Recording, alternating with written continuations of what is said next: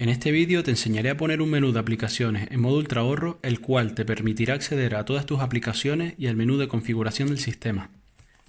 Como puedes ver, en el menú ultra ahorro no tenemos todas las aplicaciones.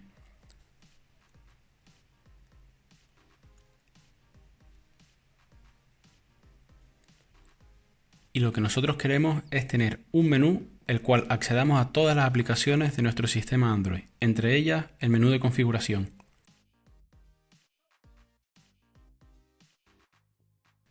el cual te permita cambiar el brillo del sistema y hacer un uso completo del menú.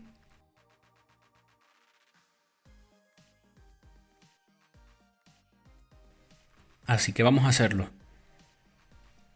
Antes de ello, recuerda darle a like y suscríbete.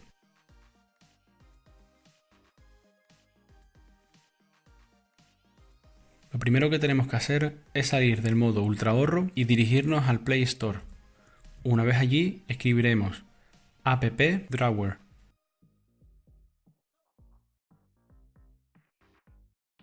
La instalamos.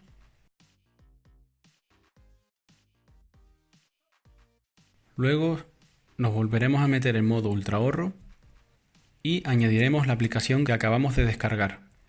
Clicamos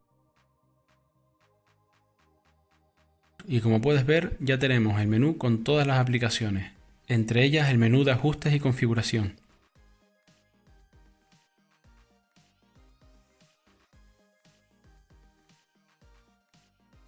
Esto ha sido todo.